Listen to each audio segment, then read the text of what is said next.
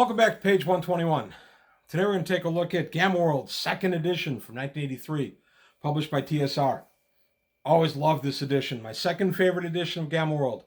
One we played from 83 till 92 when 4th edition came out. That's the one that we went over to, and we still play 4th edition with some smattering of 2nd edition in there.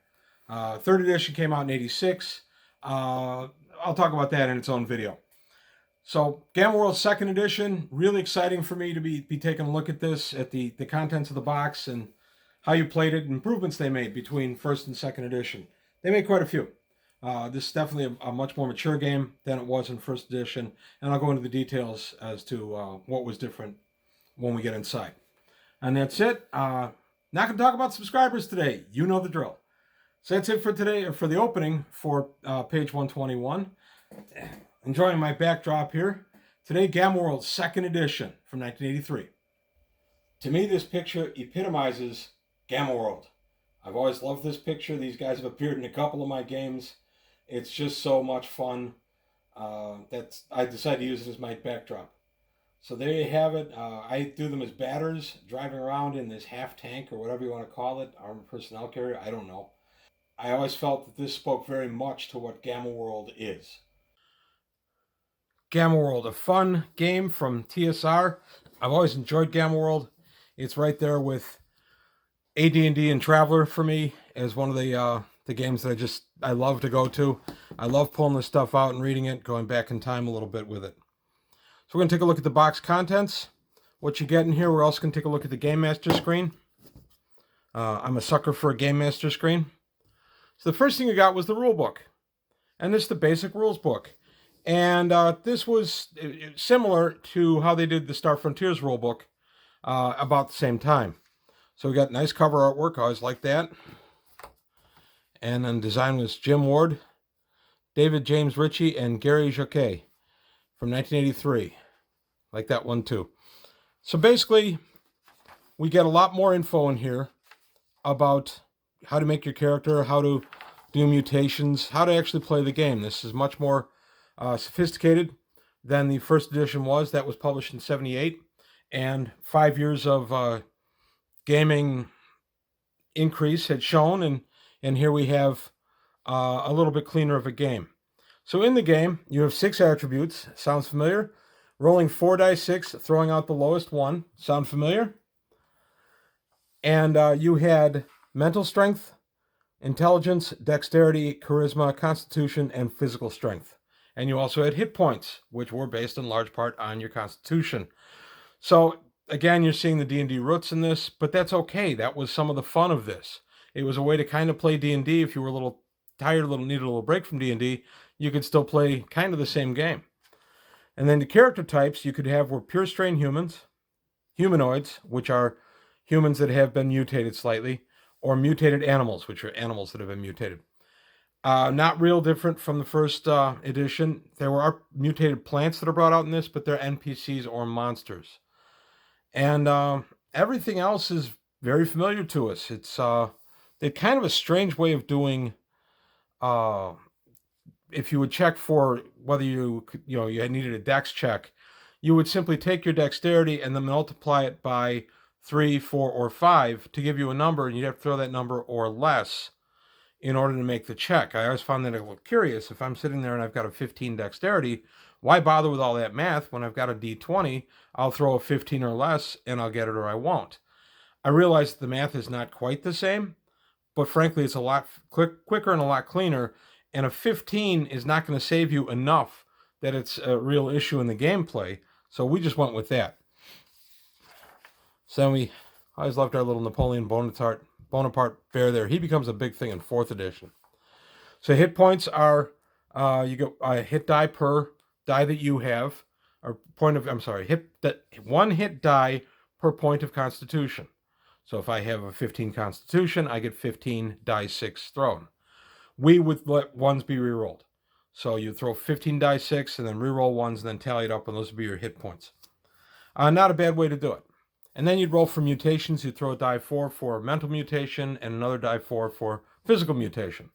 And then you figure out your mutations. Generally, here's the mutations. There are a lot more mutations in this edition, and they're spelled out a little bit better. although there's still a lot to be interpreted for the game master.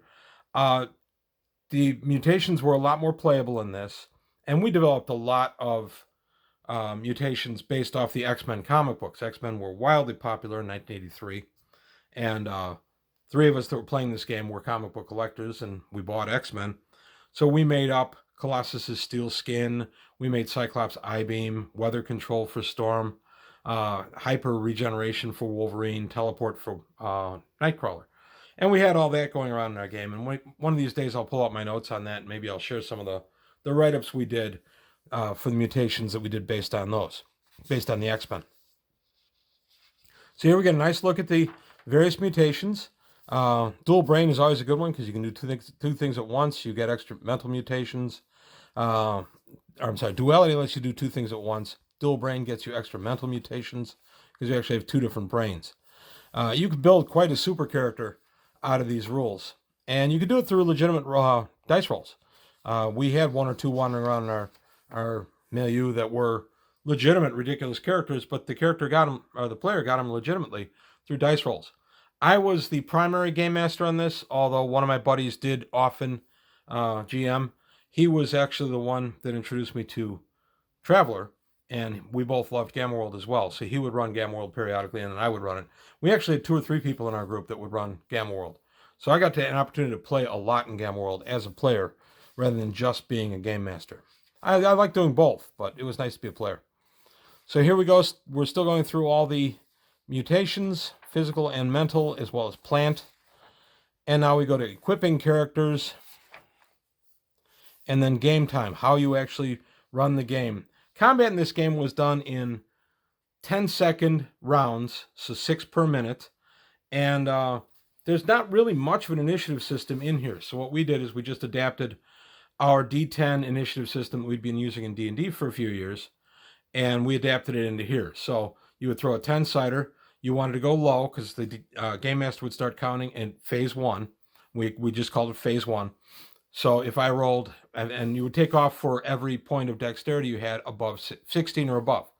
So if I had a 16 dexterity, that would be a -1 on my die 10. So if I threw my die 10 and it was an 8, -1 would become a 7. I would act in the 7th phase of that action round. And then the GM would start calling 1, 2, 3, 4, 5. It's the exact same way we do for AD&D today. We still use that system today. I've talked about it several times on the channel. So we just adapted that here. I didn't like a game where everything kind of happens at once. I like sequence. I like initiative. And we get into some more of the role-playing stuff, reaction modifiers, hiring and recruiting NPCs, NPC morale. Here's the combat procedure. And interestingly, it's on a D20, but you have weapon class like you did in first edition. So if I'm not using natural stuff, if I'm a mutated animal and I'm using my natural claws to attack, I would attack on one matrix. If I'm using a club to attack, I would attack on another matrix. And here are the matrices. And basically, physical attack matrix would be based on my weapon class. So I'd look up my weapon class, say the weapon I'm using is a 5. I'd go against DAC, which is Defender's Armor Class. Say he says Armor Class 6.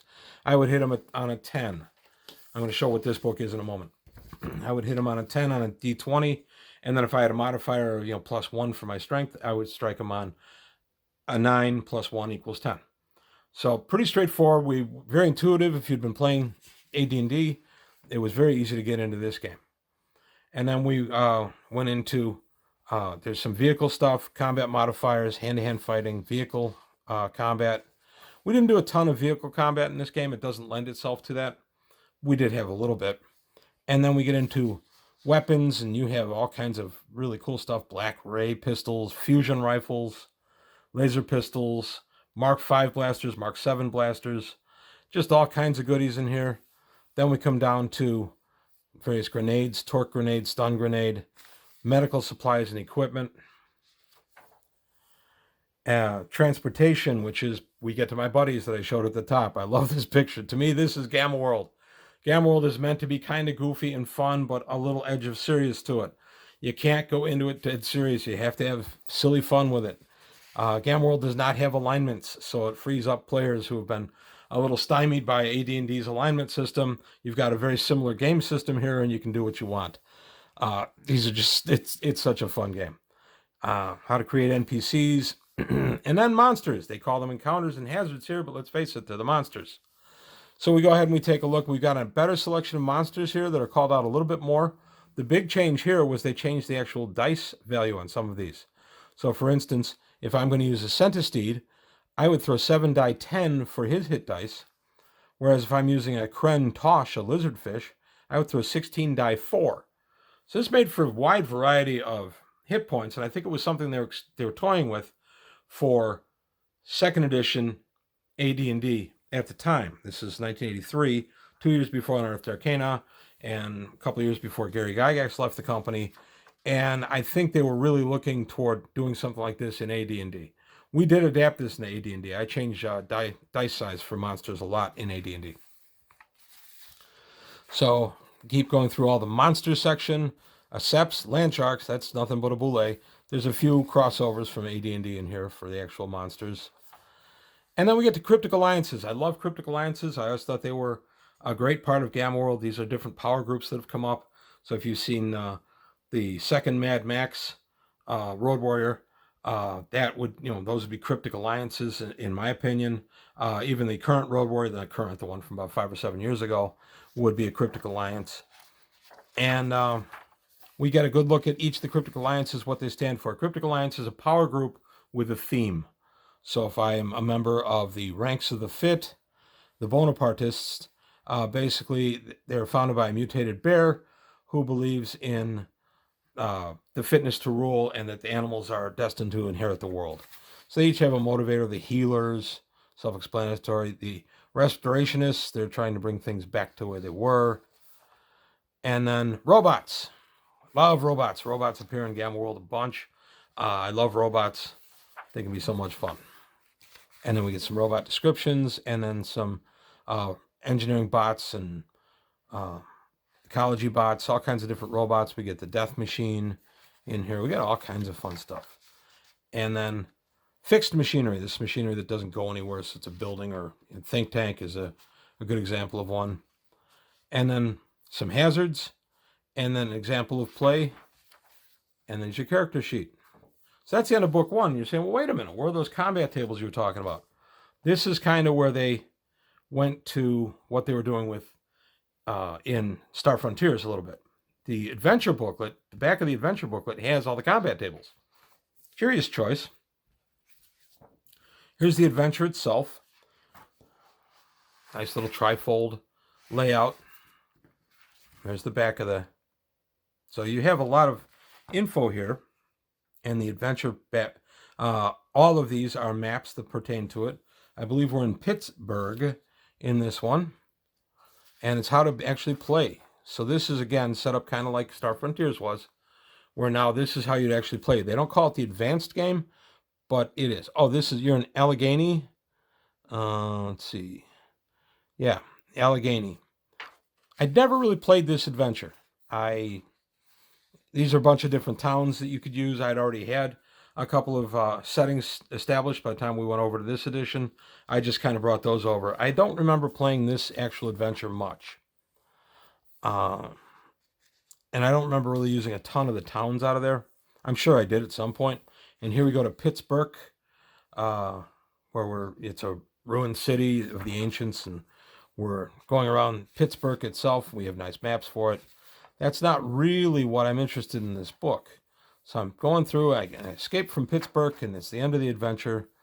And now conducting campaigns. A little bit of tips, very useful in 1983 on how to conduct a campaign. This is still something we're all still pretty new at.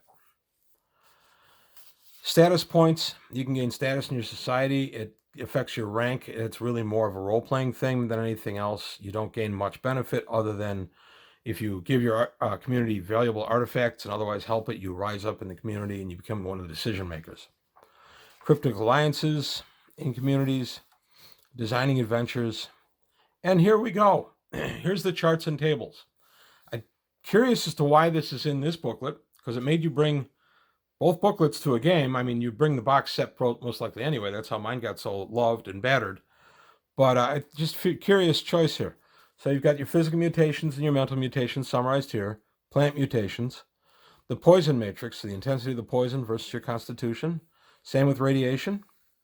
And then encounter tables. I did use the heck out of these encounter tables. So then we go to the mental attack matrix, the physical attack matrix, and the mental attack matrix.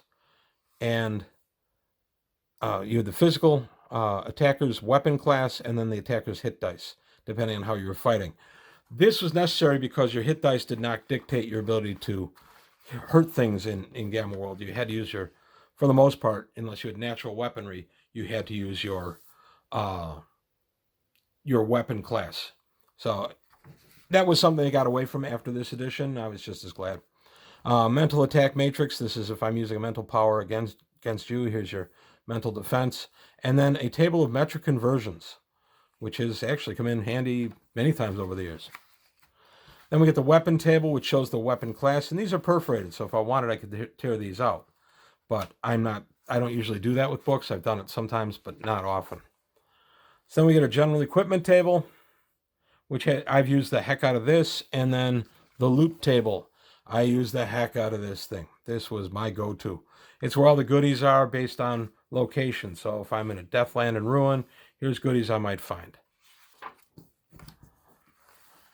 And then the armor table shows you what the armor value is, reaction table, your transport table, and that's the end of this booklet. You notice that the convoluted figuring out the ancients chart is gone. That was something we didn't use a ton. I found it slowed the gameplay down too much. I know a lot of people love that, and I respect that, but it was never anything we were crazy about. This was a nice two-sided map that came in it of Pittsburgh with the Gainey River and the Mon River, and then the Ohio River, the confluence, Three River Stadium right there. Not Three Rivers anymore, of course. I forgot what it's called. And then one thing I liked about these two is they were two-sided maps. So we got a local map there, and then we got our general map of America, which is America in the post-apocalypse world of Gamma World. So as you see, I would be like by Lake Michigan. I would be right about here, just outside Chicago. I'm underwater or heavily radiated, and that's probably true in real life. Okay, the next thing that we got in the box, I like showing these because they're fun. The RPGA, hey, come join us. I hang on to these because they were in the box when I bought it. RPGA membership. I never joined the RPGA. I'm not really sure why. And then the last thing I'm going to show in this video, this did not come in the box. This was bought separately for about, I think, $6. I think the box was $12. Was the referee's screen and mini module. The screen has all the pertinent tables and has browned quite a bit over the years, but has all the pertinent tables. I always liked this GM screen. And it's got the PC mutation tables on the back, which we used a bunch, and then the armor, transport, and plant mutation tables. So this was a very useful Game Master screen, plus a little alien-esque artwork on the cover. So I always liked this. And this came with an adventure, the Albuquerque Starport. And this was from 1983. Oh, wait a minute. No, it wasn't. It was a redo of the adventure that came with the 1980 or 1978 version. This was from 81 from the Game Master screen. So this was copyright 1981 for the Game Master screen for first edition. All they did was reprint, they rebooted it a little bit and reprinted it from first to second edition. I was a little disappointed in that 40 years ago, simply because I wanted a new adventure. It's a good adventure, and I did run this. I like going into outer space, at least local space, with Gamma World.